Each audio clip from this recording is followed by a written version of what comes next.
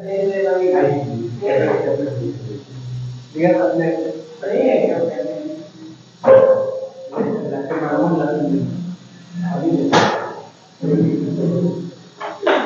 है, चैप्टर का नाम क्या है? एटम। इंपॉर्टेंट पार्ट्स हम लोग जल्दी से इसको कवर करते हैं। ठीक है, छोटे छोटे टॉपिक तुमने क्लास 11th में भी सीखे होंगे, तो वहीं से थोड़ा बहुत रिलेट करने का कोशिश कर रहे हैं इसको। सबसे पहला टॉपिक है इसमें जो एटम का सबसे पहला सक्सेसफुल मॉडल बना था वो था बोर का। ठीक है, नील्स बोर का। उससे पहले हम लोग जे थॉम्सन मॉडल पढ़े थे, रदरफोर्ड मॉडल पढ़े थे। इन सब मॉडल से आगे जो मॉडल है इसमें हमारे पास कौन सा है?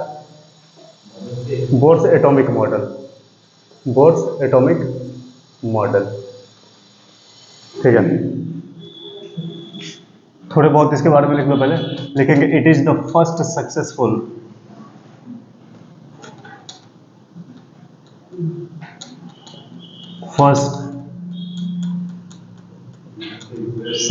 Model to explain the atom. ठीक है, it is the first successful model to explain the atom. ठीक है ना, आगे लिखो। इसमें लिखेंगे this model is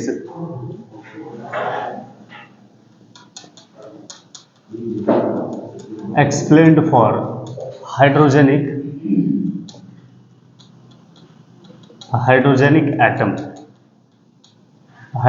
atom like जैसे हाइड्रोजन, हीलियम प्लस लिथियम। ठीक है, इतने तक ही, इससे आगे बहुत ज्यादा इलेक्ट्रॉन हो जाते हैं। ठीक है, this model is explain in 3 steps. This model, ठीक है, या this atomic model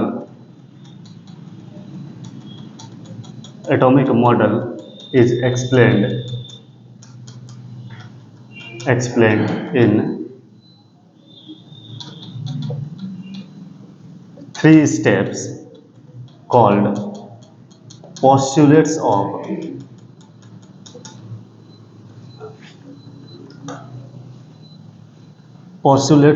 Bohr's model।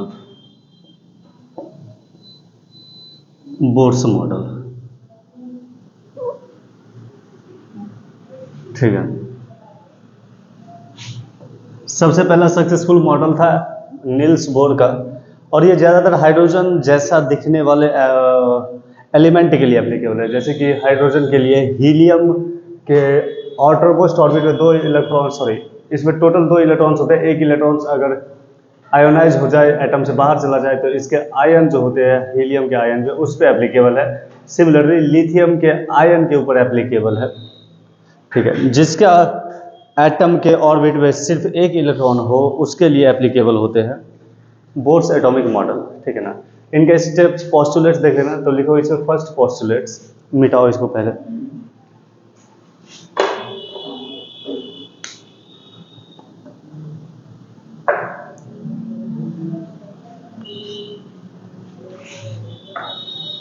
Black colour वाला इंक कहाँ गया?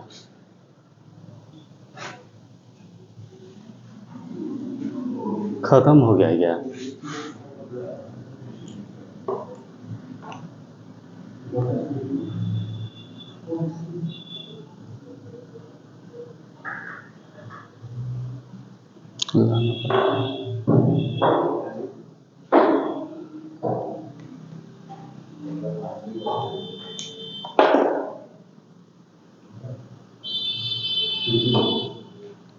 ठीक है, इसे मिटाओ। हो गया, लिखो फर्स्ट पोस्टुलेट्स।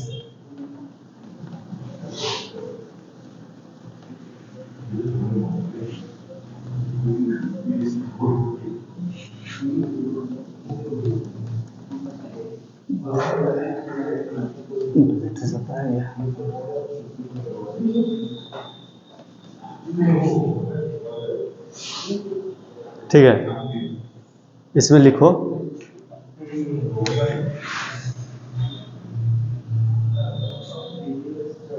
इंक नहीं डाला था।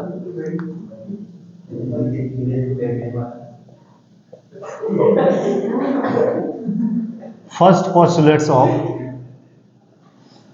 Bohr's atomic model.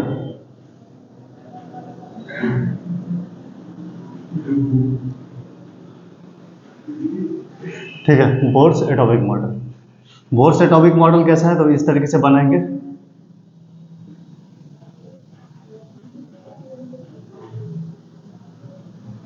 ठीक है, ये इसके न्यूक्लियस है, Z है नंबर ऑफ प्रोटॉन, E है उसका चार्ज, और यहाँ पे एक इलेक्ट्रॉन। इसने कहा था कि सेंट्रीपिटल फोर्स सेंट्रीफ्यूगल फोर्स के इक्वल होते हैं। जो फोर्स अंदर लगेगा, ठीक है ना, वो दोनों इक्वल होंगे हमारे पास। ठीक है, centripetal force is equal to centrifugal force. यहाँ पे लिख लेना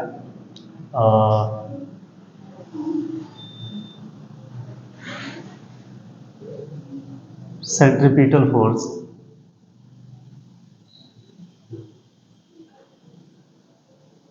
ठीक है। तो फर्स्ट पोस्टुलेट ये लिखेंगे कि कोई भी इलेक्ट्रॉन्स ऑर्बिट में घूम रहा है जो कि सर्कुलर मान के चलते हैं, तो उसमें दो तरीके के फोर्सेस लगते हैं। ठीक है, Z क्या है, लिखेंगे इन nucleus of atom Z is number of proton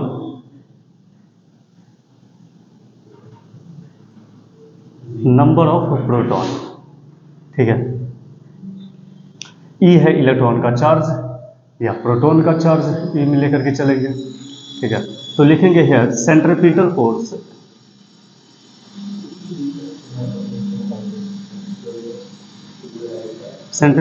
force is equal to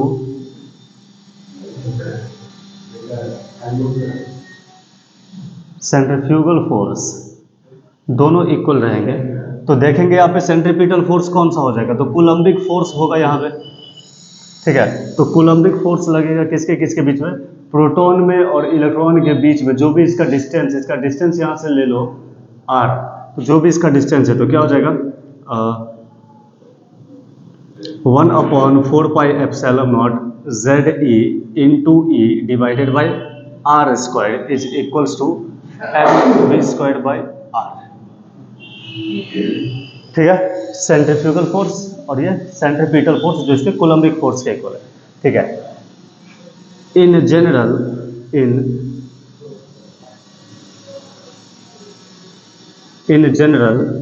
ठीक है, फॉर एन ऑर्बिट या nth ऑर्बिट, इस पूरे को इस तरीके से लिखेंगे, इसको k मान लो, छोटा सा k, small k, ZE² divided by RN का square is equals to m, उसी का mVn² अपॉन RN²।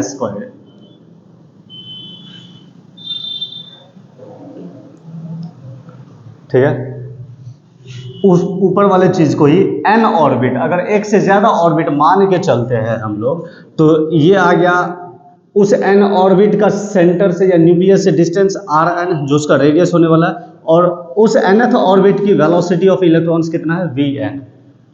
ठीक है, यहां से इलेक्ट्रॉन्स क्या मान के चलो घूम रहा है, तो इसकी लीनियर वेलोसिटी कितनी है, V। ठीक है, nth ऑर्बिट के लिए यहाँ पे n लगा लो, यहाँ पे n लगा लो। ठीक है,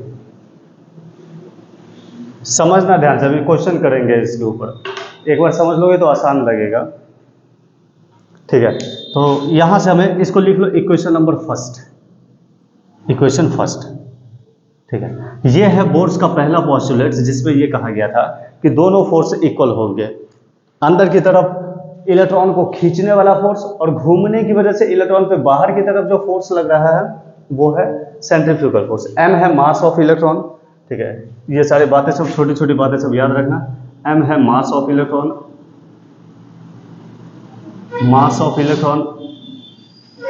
Vn है velocity of electrons in nth orbit,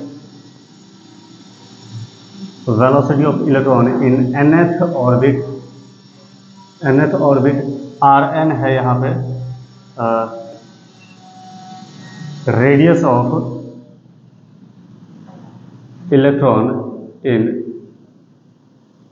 nth orbit.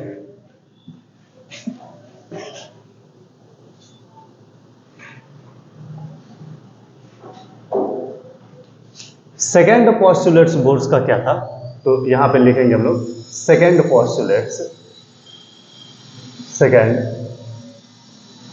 Postulates, ठीक है, ऑफ बोर्स एटॉमिक मॉडल। ठीक है, क्या था सेकेंड पॉस्टुलेट?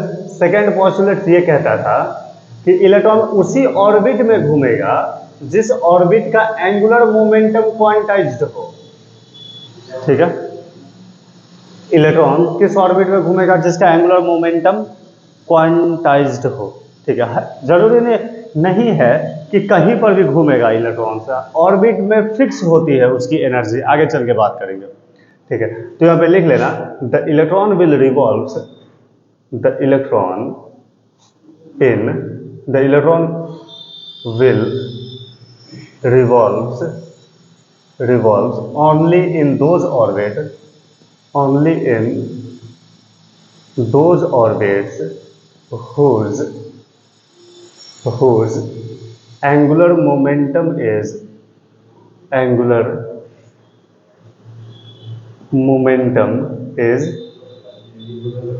क्वांटाइज्ड, फिक्स होनी चाहिए उसकी एंगुलर मोमेंटम। एंगुलर मोमेंटम क्या है? एल, कितना है? mvr, ये होता है एंगुलर मोमेंटम का formula. Electron will revolves only in those orbits which angular momentum is quantized. L को कहेंगे एंगुलर मोमेंटम, ये क्या होता है? Linear momentum into perpendicular distance. यहां से ये डिस्टेंस कितना है? ये सेंटर से ये डिस्टेंस कितना है इसका? r। ठीक है, इसकी लीनियर वेलोसिटी है v। ठीक है, सब पर 90 डिग्री का एंगल है तो क्रॉस प्रोडक्ट होता है ये, तो साइन 90 डिग्री हो जाएगा, साइन 91, तो mvr। ये किसके इक्वल है भाई? nh/2π के लिए। ठीक है, ढंग से लिखना, नहीं तो nh गलती हो जाता है कई बार। Number of orbit into Planck's constant into divided by 2π। ये वैल्यू फिक्स है, इसको भी लिख लो इक्वेशन नंबर 2। nth ऑर्बिट के लिए ये हो जाएगा vn rn, ठीक है, इज इक्वल टू nh/2π। अगर किसी ऑर्बिट का एंगुलर मोमेंटम nh/2π फिक्स्ड है, इतनी वैल्यू आ रही है, तो उसी में इलेक्ट्रॉन रिवॉल्व करेगा।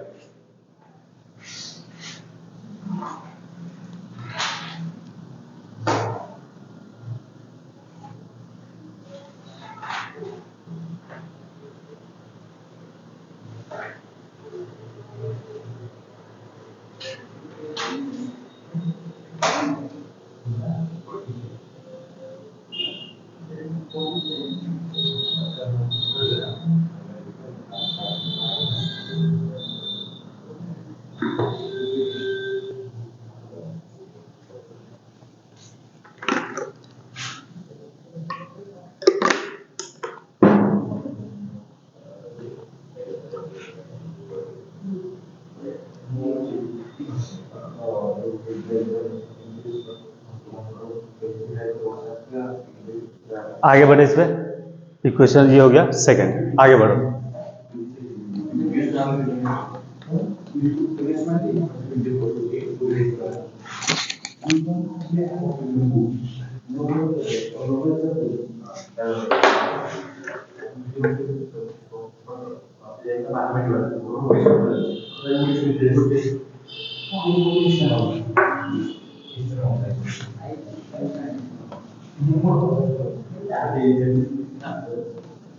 ठीक है, नेक्स्ट लिखो थर्ड पोस्टुलेट्स। ठीक है,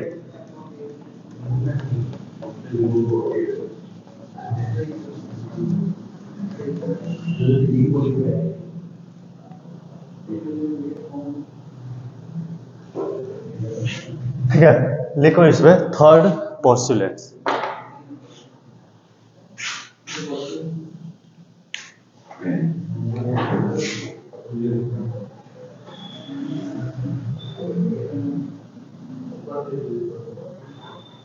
third postulates of Bohr's atomic model। ठीक है, third postulates of Bohr's atomic model। ठीक है, लिखेंगे this postulates is relates with postulates is relates with the absorption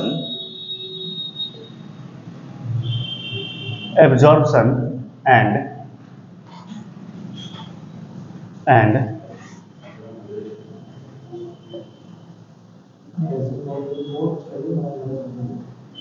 absorption and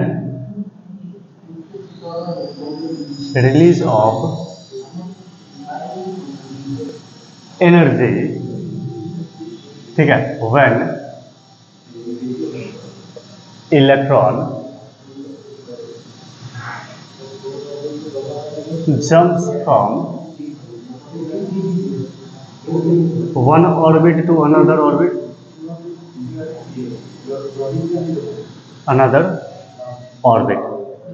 ठीक है।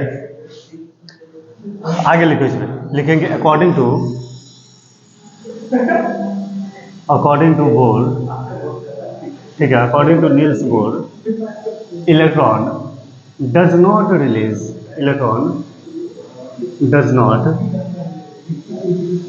Release energy when it is revolving in fixed orbit, in the fixed orbit। ठीक है, जिस orbit का angular momentum conserved है, क्वांटाइज्ड है, उसमें अगर इलेक्ट्रॉन घूमेगा तो उसे कभी भी एनर्जी को रिलीज नहीं करेगा। अगर एनर्जी रिलीज करेगा तो न्यूक्लियस उसको खींच लेगा, तो अपनी ताकत को बनाए हुए रखेगा। ऐसा कब होगा? तो जब एक ऑर्बिट से दूसरे ऑर्बिट जंप करेगा। लिखेंगे when electron jumps from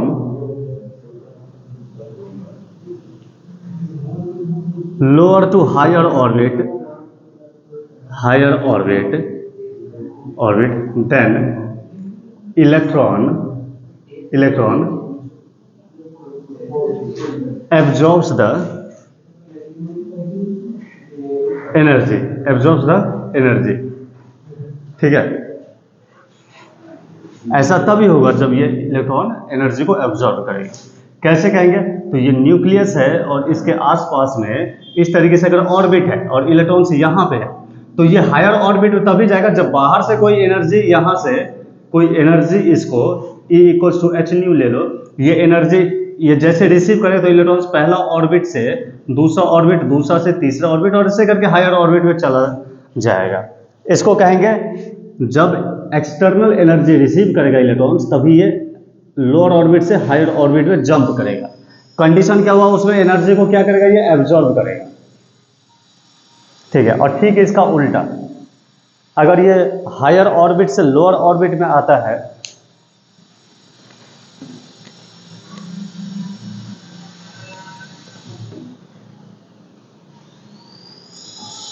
higher orbit से लोअर ऑर्बिट में आता है, ठीक है।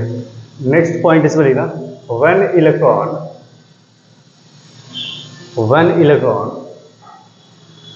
Jumps back to lower orbit from higher orbit,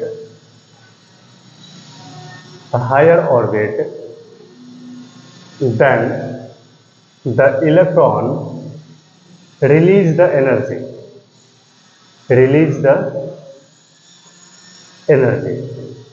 ठीक है। न्यूक्लियस है, ऑर्बिट है इसके चारों साइड में,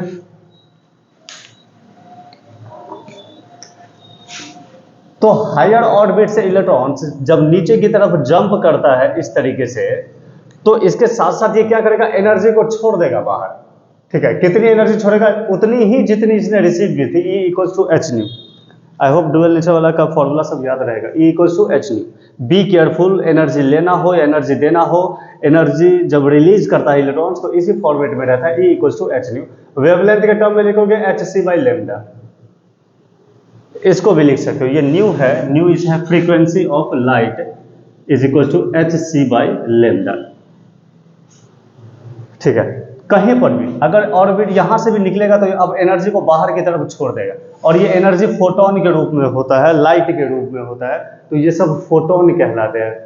ठीक है, फोटोन होंगे, मतलब लाइट हमको दिखाई देता है। तो कभी भी कोई पूछे कि लाइट कैसे प्रोड्यूस होगा, तो कहेंगे इलेक्ट्रॉन जब हायर से लोअर ऑर्बिट में जाता है तो लाइट प्रोड्यूस होता है। ये लाइट जलते हुआ दिख रहा है, ऐसे ही नहीं लाइट दिख रहा है। ये ऑब्वियसली इसमें इलेक्ट्रॉन हायर से लोअर ऑर्बिट की तरफ जंप किया है, तो जंप किया है तो एनर्जी को रिलीज किया, वो एनर्जी हमारे आंखों को दिखता है, तो ये सारे फोटोन हमारे आंखों में दिखाई देगा, तो हम लोग कहेंगे कि लाइट प्रोड्यूस हुआ है।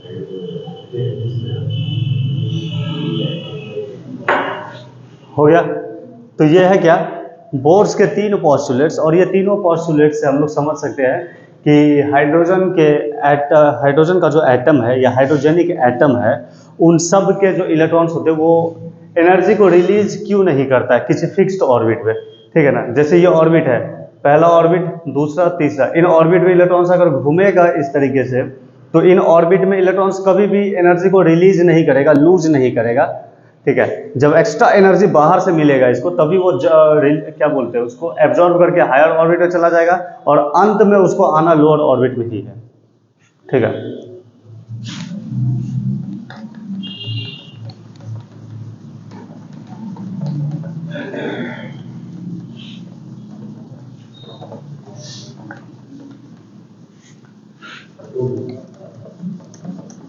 चलो इसमें आगे देखो।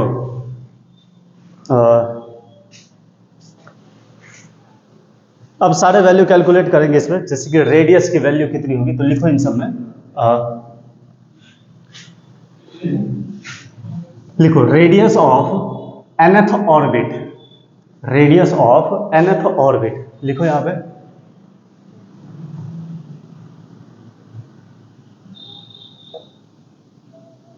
Radius of nth orbit. ठीक है, nth ऑर्बिट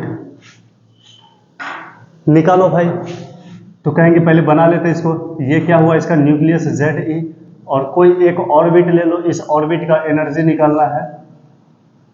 ठीक है,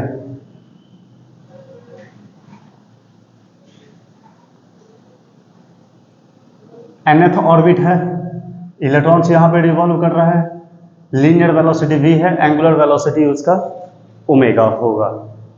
ठीक है, तो Rn की वैल्यू निकालनी है। Rn क्या है यहां पे, Rn है radius of nth orbit, radius of nth orbit of atom, या radius of nth orbit of electron, electron.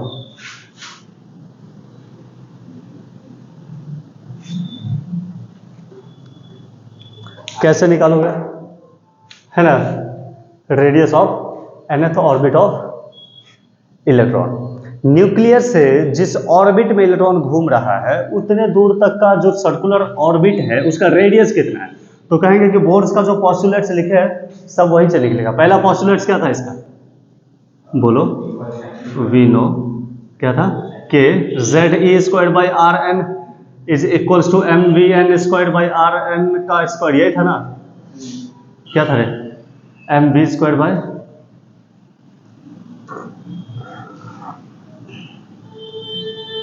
mv² by r, और ये कोलम्बिक फोर्स था kZe² बाई Rn। डन,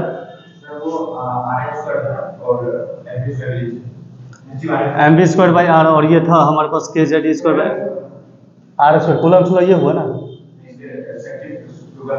ये ठीक है, M V square by R, ठीक है।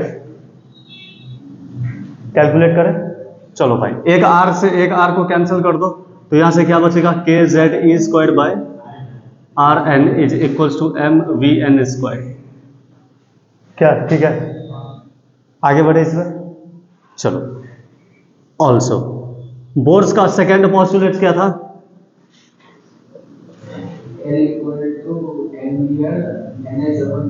Yes, by second postulates क्या था, M V N R N is equals to N H by 2 pi. Clear है, एम को नीचे ले, कोई एक वैल्यू निकालो यहां से, वी एन की वैल्यू निकालो, कितना होगा, N H by M R N, 2 यहां पे लगाओ इंटू पाई, ठीक है। इसको पुट कर दो अबव इक्वेशन में, put in above equation, above equation, ठीक है। तो कितना हो जाएगा, so K Z E square R N is equals to M, we N की वैल्यू कितनी है, N H by 2m R N into pi, इसका होल स्क्वायर, ठीक है। सिंप्लीफाई कर लो इन सबको, K Z E square by are N is equals to M N square H square divided by 4m square R N square pi square, ठीक है। Cancel करो, एक m से एक m कैंसिल हो जाएगा, आर एन से आर एन कैंसिल हो जाएगा, ठीक है। आर एन को ऊपर ले जाओ, बाकी वैल्यू भी इधर रखो, तो आर एन कितना हो जाएगा, N square H square divided by 4m, ठीक है। ऐसे लिखो थोड़ा सा, 4k जेड ई स्क्वायर एम पाई स्क्वायर, ठीक है। तो बी केयरफुल, जो वेरिएबल टर्म है उसको बाहर लिख लो, जिसके ऊपर रेडियस डिपेंड करता है। तो एच स्क्वायर कांस्टेंट है, 4k पाई स्क्वायर ई स्क्वायर एम, और ये आ जाएगा तुम्हारे पास N square upon Z.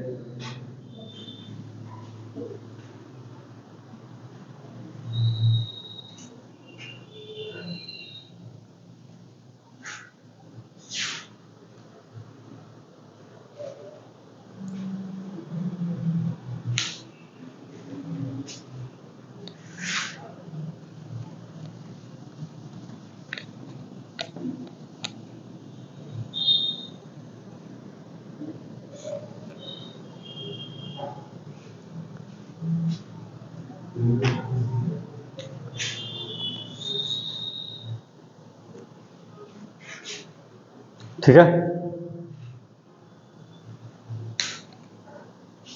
Formula सीखना तुम लोगों का काम है, अब अच्छे तरीके से सीखोगे इसको, तभी क्वेश्चन सॉल्व हो पाएगा। इस पूरा वैल्यू क्या है, सारा कांस्टेंट है, h है प्लैंक्स कांस्टेंट, k है, k की वैल्यू कितनी है, 1/4 पाई एप्सिलॉन नॉट, जिसकी वैल्यू होती है 9 × 10 का power 9 pi square e square m N square by Z. इन सबको कांस्टेंट पे अच्छा लिखो, r N is equals to r naught n square by Z, ठीक है। कांस्टेंट की वैल्यू आर नॉट 0.529 एंगस्ट्रॉम, तो लिख लेना कि रेडियस जो है nth ऑर्बिट का वो डिपेंड कर रहा है किसके ऊपर, एन स्क्वायर के ऊपर, और इनवर्सली किसके ऊपर डिपेंड कर रहा है, 1/z के ऊपर।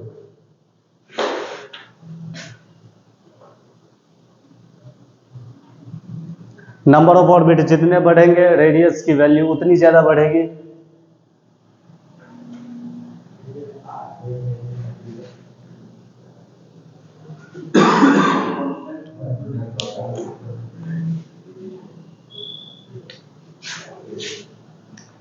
ठीक है, आई होप सारा वैल्यू तुम लोग समझ गए होगे। के की वैल्यू कितनी होती है, 1/4 पाई एप्सिलॉन नॉट है, इसकी वैल्यू कितनी है 9 × 10 का पावर 9 न्यूटन मीटर स्क्वायर पर कूलम स्क्वायर। मैंने के लिखा है, इसको बुक्स वगैरह में तुमको 4 पाई एप्सिलॉन नॉट मिल जाएगा, तो याद रखना के किसको कहते हैं। एक्स क्या है, प्लैंक्स कांस्टेंट, ठीक है, प्लैंक्स कांस्टेंट, ठीक है। और कौन सा होता है, जेड क्या है, नंबर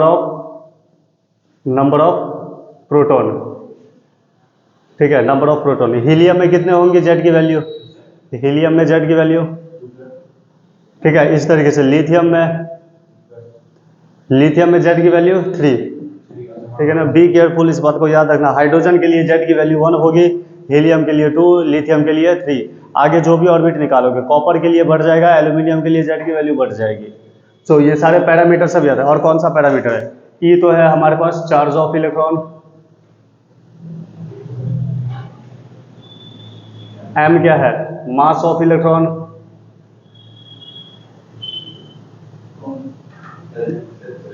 और क्या बचा, एन क्या है नंबर ऑफ ऑर्बिट,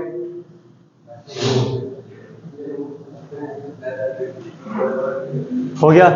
और तो कुछ नहीं है इसमें। डेरिवेशन के बार एग्जाम में पूछ देता है, तो इसको याद रखना। डेरिवेशन भी हम लोग कर लेते हैं। दोनों पॉस्टुलेट्स का इक्वेशन याद रहेगा तो डेरिवेशन आसानी से कर लोगे। लिखो, सेकंड है इसमें velocity of electron in nth orbit. अच्छा, आर एन को क्या कहेगा रे, आर एन है radius of nth orbit. R n क्या है, radius of nth orbit of electron, ठीक है। आगे लिखो इसमें, velocity of electron in nth orbit, nth orbit. Same कहानी है, दोनों पॉस्टुलेट्स याद रहेगा तो भी इसको आराम से सॉल्व कर लोगे, ठीक है। तो यूज कर लो वेलोसिटी ऑफ इलेक्ट्रॉन्स। तो न्यूक्लियस रहा यहाँ पे, इसके आउटर मोस्ट ऑर्बिट में या एक ही ऑर्बिट है, उसमें क्या है, यहाँ की वेलोसिटी है v, ये रेडियस कितना है इसका आर एन, इलेक्ट्रॉन है ये। तो बोलो कौन कौन सा पॉस्टुलेट्स है। पहला पॉस्टुलेट्स है तुमको सेंट्रीपिटल फोर्स, कौन सा, Coulomb's force, k Z E square divided by are N square is equal to m b square by r, ठीक है। तो nth ऑर्बिट के लिए सब जगह n लगा लो, ठीक है। कैंसिल हो रहा है, उसको कैंसिल कर लो, तो कितना बचा, k Z E square by are N is equal to M V N square, यही है ना।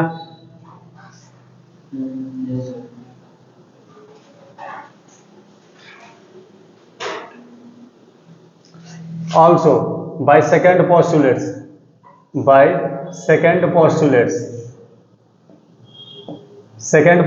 क्या था, M V N R N is equals to N H by 2 pi.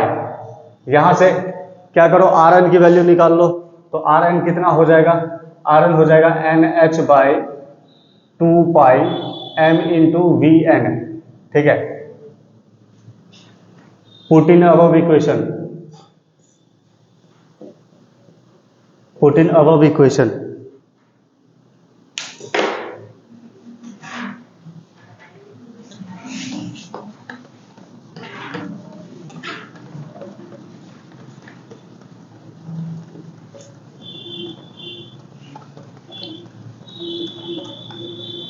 Put कर दो इसको पहला वाला इक्वेशन में, तो कितना हो जाएगा ये, बोलो। सबको मिटा लो पहले, नहीं तो कंफ्यूज हो जाओगे कहाँ लिखना है।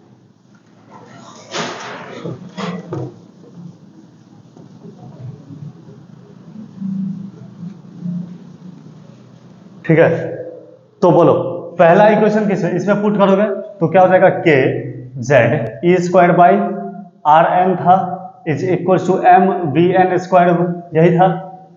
आर एन की वैल्यू पुट करोगे तो कितना हो जाएगा, के जेड ई स्क्वायर बाय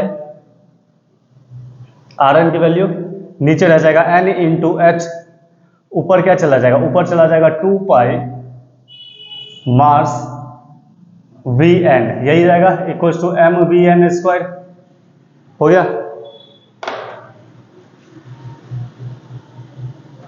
जो कैंसिल हो रहा है कैंसिल करो उसको, मास से मास कैंसिल हो गया और एक वीएन से एक वीएन कैंसिल हो जाएगा। तो वीएन की वैल्यू कितना हुआ, k Z E square by n h, ठीक है। तो बताओ वेलोसिटी किसके ऊपर डिपेंड कर रहा है, कांस्टेंट को एक साथ रखो, एच कांस्टेंट हुआ, ये जेड बाई एन बाहर आ जाएगा, तो कहेंगे कि वेलोसिटी जो डिपेंड कर रहा है वो है वी नॉट जेड बाई, हाँ कहाँ गया 2 पाई? हाँ 2 पाई, ठीक है। V नॉट की वैल्यू होगी 2.18, ठीक है। एक बार देख लेना कांस्टेंट की वैल्यू कितनी है, ठीक है। वेलोसिटी nth ऑर्बिट की किसके ऊपर डिपेंड कर रही है?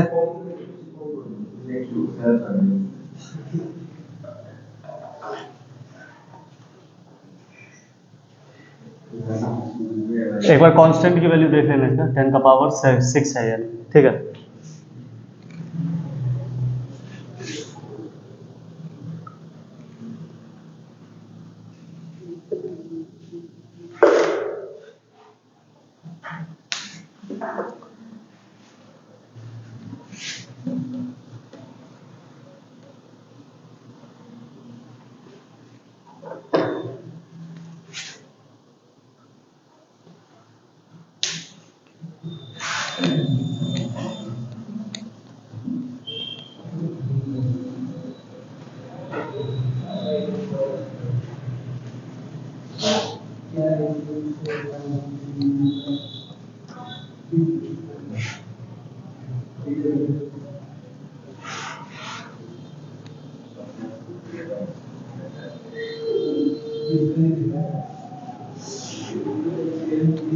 ठीक है,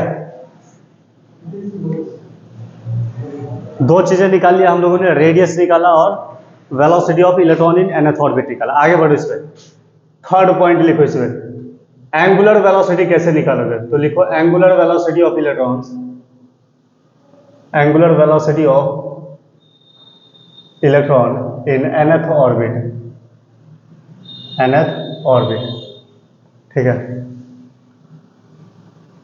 न्यूक्लियस है, ऑर्बिट है इसका, इलेक्ट्रॉन है, और यहाँ पे इसकी लीनियर वेलोसिटी v है। तो एंगुलर वेलोसिटी कितना हो जाएगा? v equals to r omega, यही लिखते हैं हम लोग। पुट कर दो दोनों वैल्यू, ओमेगा कितना हो जाएगा? vn by rn। vn की वैल्यू कितनी है? यहां से लिखो vn की value k e square into 2 पाई z n। r की वैल्यू कितनी थी देखो ना, एक बार देख के बताओ। हाँ, इसी फॉर्मेट में बताना, r नॉट से ऊपर वाला जो वैल्यू है बताओ, उसको छोड़ के उससे ऊपर वाला। हाँ, h स्क्वायर, हाँ। एक मिनट फिर से बोलो, क्या बोला?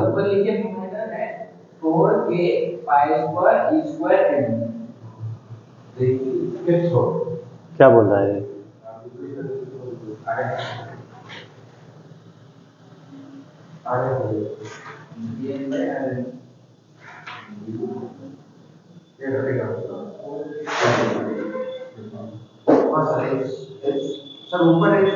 हम ये नीचे है तो उल्टा, 4k पाई स्क्वायर ई स्क्वायर एम, ठीक है। नीचे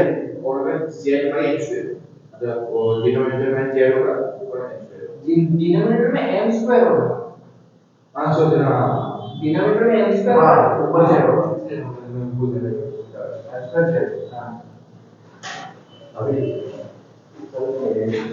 ओमेगा कितना हुआ? 4k स्क्वायर, ठीक है। 4 में होगा 2 टू द 8, ये कितना आया? 8, 4 2 8, पाई क्यूब e का power 4 m z square by h cube n cube. Constant को अलग रखो, वेरिएबल को जैसे z और n को बाहर रखो। 8k square pi cube e4 m divided by h cube, इधर क्या आ जाएगा? z square by n cube. तो ओमेगा कितना हुआ? Omega naught z square by n cube. ठीक है, लिख लो इसको फटाफट, जिसका फॉर्मूला है जल्दी से इसको लिखो।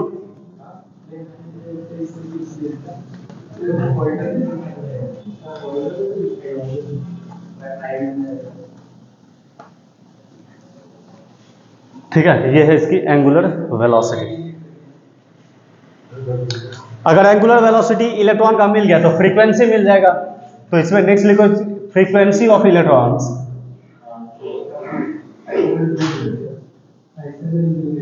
Frequency of electron in nth orbit, nth orbit. ठीक है, तो फ्रीक्वेंसी के लिए ओमेगा का फॉर्मूला कितना आता है 2πf। तो फ्रीक्वेंसी f कितना हो जाएगा ओमेगा अपॉन 2π। पुट कर दो इसमें तो फ्रीक्वेंसी कितनी आएगी 8k² π³ e⁴m upon h³ into 2π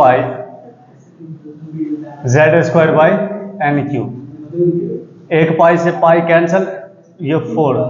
तो फ्रीक्वेंसी कितना आया,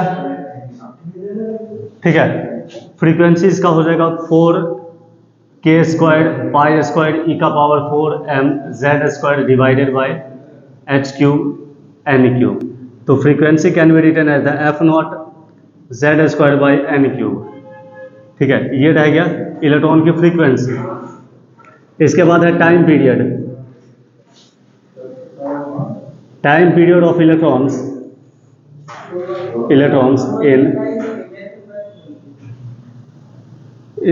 nth ऑर्बिट, nth ऑर्बिट। ठीक है, टाइम पीरियड क्या होता है 1 अपॉन फ्रीक्वेंसी, तो t = 1 अपॉन f। तो टाइम पीरियड का फॉर्मूला ठीक इसका उल्टा हो जाएगा। इस दोनों वैल्यू को ऊपर करो, बाकी वैल्यू को नीचे करो, तो ये क्या जाएगा n³ h³ upon 4k² π² e⁴ z²m।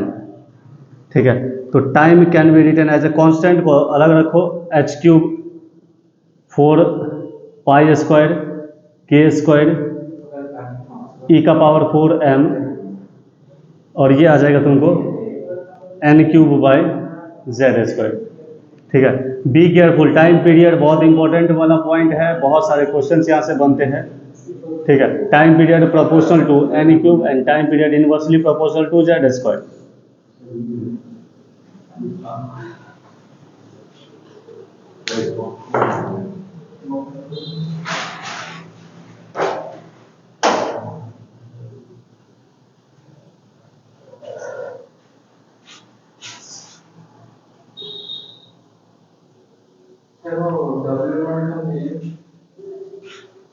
Calculate करके लिख लो, इसमें सारा वैल्यू हम याद रखेंगे क्या। ये सारे वैल्यू सब कई बार न्यूमेरिकल में दिए हुए रहते हैं। ठीक है, या तो आंसर इसी टर्म में आएंगे, अदरवाइज लास्ट ऑप्शन है कि आप सारा वैल्यू पुट करके कैलकुलेट करिए। सेम हमारे पास टाइम पीरियड के साथ भी है।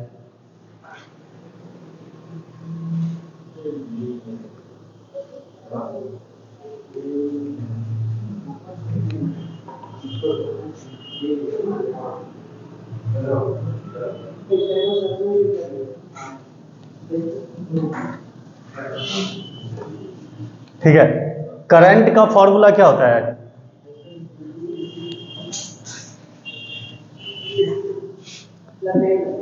मिटता नहीं है अब जल्दी अब।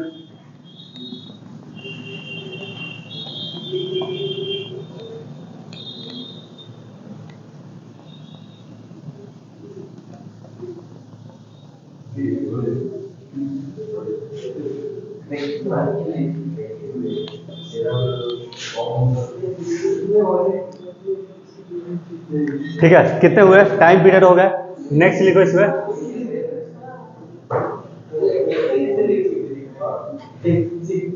Current induced in nth orbit, nth orbit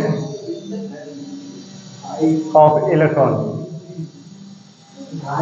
ठीक है, करंट का फॉर्मूला कितना हो जाएगा, अगर ये इसके ऑर्बिट है इस तरीके से, ठीक है, तो इलेक्ट्रॉन यहाँ पे है v वेलोसिटी से जा रहा है तो करंट कितना इंड्यूस होगा इसमें? तो करंट का फॉर्मूला क्या हो जाएगा? Q/T। तो यहाँ पे करंट के लिए nth ऑर्बिट के लिए IN लगा लो और Q के जगह पर इलेक्ट्रॉन आ जाएगा और टाइम पीरियड के लिए TN लिख लो और T की वैल्यू पुट कर दो यहाँ से। तो करंट कितना हो जाएगा?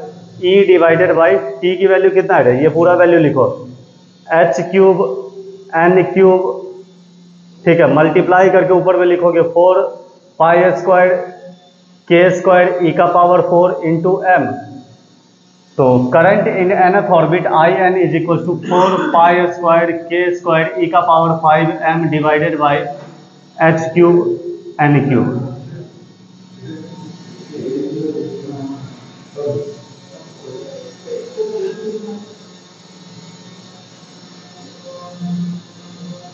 Z ऊपर में है ना, Z², ठीक है। यह है current induce in nth orbit.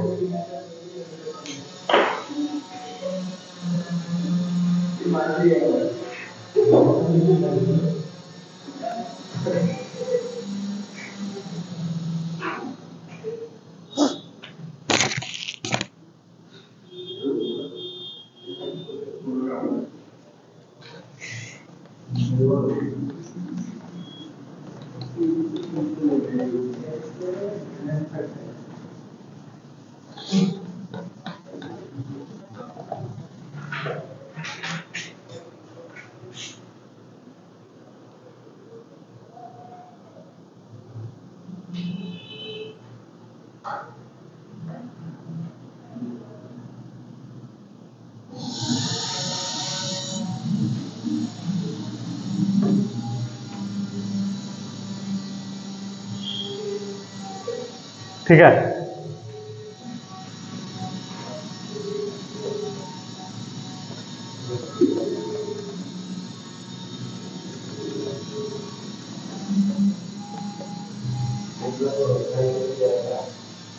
Hello, office में आप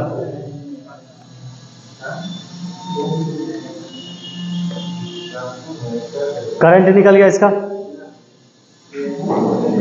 ध्यान देखो, नेक्स्ट लिखो इसमें, magnetic field induced, magnetic field induced at the nucleus, at the nucleus, ठीक है, ड्यू टू इलेक्ट्रॉन। ठीक है, तो देखो यहां पर ये न्यूक्लियस है और न्यूक्लियस के चारों साइड में इलेक्ट्रॉन इस तरीके से घूम रहा है। ठीक है, तो सीधी बात यह है कि अगर इलेक्ट्रॉन ऐसे घूम रहा है तो इसके अपोजिट डायरेक्शन में क्या इंड्यूस हुआ? करंट, nth ऑर्बिट है तो सीधी बात यह है कि एक सर्कुलर वायर की तरह काम करेगा और हमें पता है कि इसका मैग्नेटिक फील्ड का फॉर्मूला होता है, देखेंगे, we know the magnetic field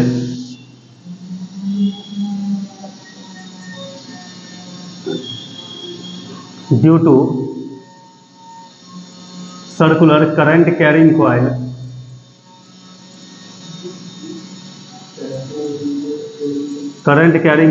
at the center is ठीक है B N μ0I/2R। ठीक है, nth ऑर्बिट के लिए n, करंट के लिए n, तो बी एन कितना हो जाएगा? μ0, आई एन की वैल्यू यहां से लिखो 4π² k² e⁵ m z² divided by 2 into H³ N³। R की वैल्यू बता रहे कितना था, फिर से बताओ। आर एन, n² h², नीचे ऊपर में क्या था? आर एन की वैल्यू बताओ, ऊपर क्या लिखोगे? हाँ,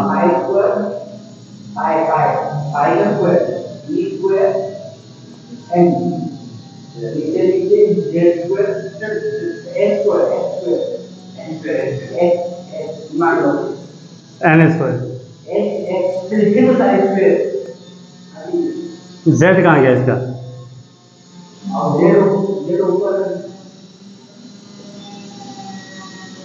सीक्वेंस का बहुत माध्यम पर जाएगा। ये हो जाएगा कितना हमारे पास आ गया, 2 से 2 कैंसिल हो जाएगा तो बचेगा हमारे पास 8 पाई का पावर 4 ई का पावर 7। देखो रे, ध्यान से देखना कैसे कैसे है। के का पावर कितना हो जाएगा, k cube m square z cube, ठीक है, mu naught divided by h cube n का power 5, sorry H5N5 H5N5 8 pi 4 e का पावर 7 के का पावर 3 एम का पावर 2 जेड का power 3 into mu naught upon h का power 5 n का power 5।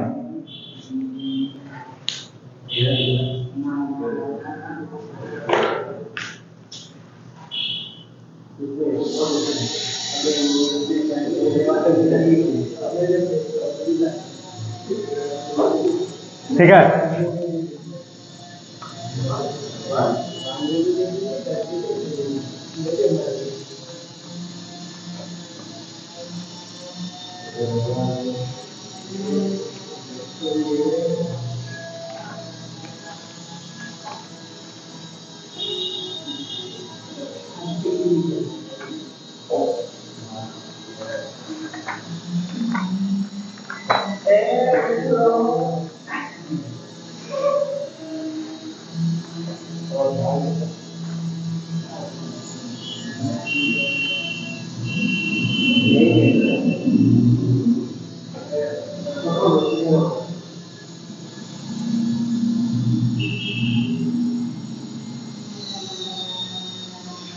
ठीक है। देखो इसमें एक छोटा छोटा क्वेश्चन है जो बहुत बेसिक क्वेश्चन है, एक बार देख लेते हैं पहले इसको। लिखो इसमें determine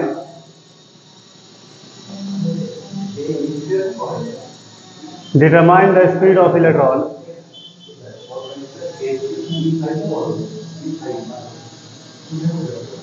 of electron in n equals to 3 orbit of He+ion। बताओ भाई इसकी वेलोसिटी कैसे निकालोगे इस क्वेश्चन का? फॉर्मूला देखो क्या लिखा था, बताओ हमें वेलोसिटी का फॉर्मूला बताओ nth ऑर्बिट के लिए।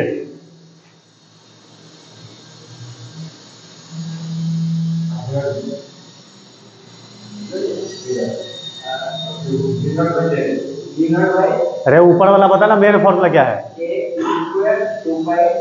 के हाँ हाँ अपॉन हाँ हाँ जेड बाय, ठीक है। नौ, या तो तुम डायरेक्टली इसकी वैल्यू यहां से पुट करो जो मैंने बताया था, कितना था V0 into Z by N, ठीक है। V कितना है इसका 2.18 इंटू जेड की वैल्यू कितना होगा यहाँ पे? हीलियम के लिए जेड की वैल्यू कितना लिखोगे? 10 का पावर 6 कितना होगा रे? जेड की वैल्यू 2 डिवाइडेड बाई एन की वैल्यू 3। सॉल्व कर दो इसको, कितना होगा Vn 4.36 डिवाइड बाई 3 इंटू 10 का पावर 6 मीटर पर सेकेंड, कितना होगा ये 1.4, ठीक है ना। और ये कितना आ गया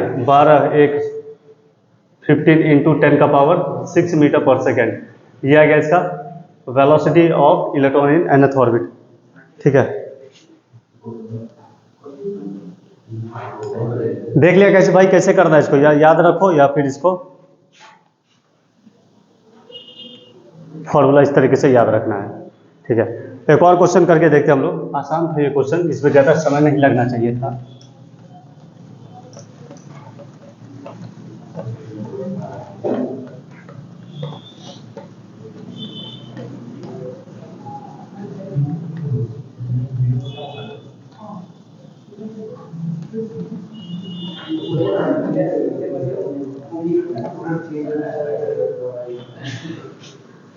हो गया, वेलोसिटी निकाल लिए थे इसका। नेक्स्ट देखो ना,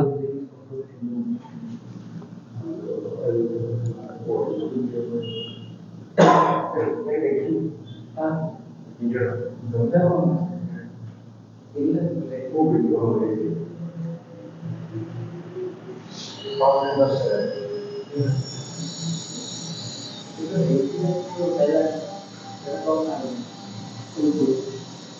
हो गया।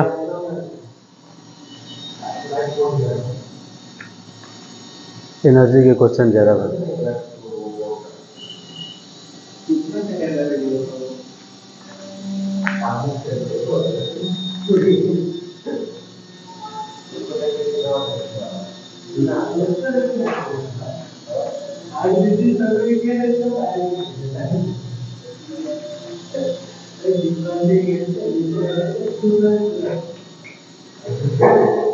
लिमिटेशंस है इसमें फिर। चलो ठीक है, इसको रहने दो आज यहीं तक।